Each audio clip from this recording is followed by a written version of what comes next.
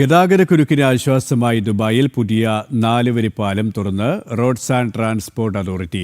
പുതിയ പദ്ധതി യാഥാർത്ഥ്യമായതോടെ അൽ ഖുദ്ര റോഡിലെയും അറേബ്യൻ റാഞ്ചസിനും ദുബായ് സ്റ്റുഡിയോ സിറ്റിക്കുമിടയിലുള്ള ഗതാഗതം കൂടുതൽ സുഗമമാകും. അൽ ഖുദ്ര റോഡ് സ്ഥിതി ചെയ്യുന്ന അറേബ്യൻ റാഞ്ചസിനെ ദുബായ് സ്റ്റുഡിയോ സിറ്റിയുമായി ബന്ധിപ്പിക്കുന്ന പാലമാണ് നിർമ്മാണം പൂർത്തിയാക്കി ഗതാഗതത്തിനായി തുറന്നത്.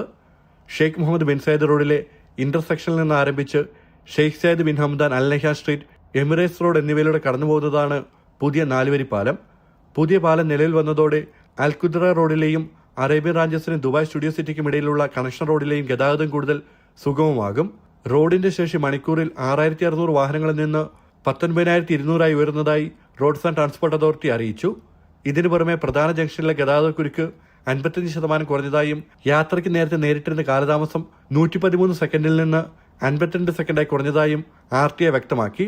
അൽ ഖുദ്ര റോഡിനെയും Sheikh Zayed bin Hamdan Al Nahyan സ്ട്രീറ്റിനെയും ബന്ധിപ്പിക്കുന്ന മറ്റൊരു പാലം ഈ മാസം 15-ന് തുറക്കുമെന്നും RTI അറിയിച്ചു.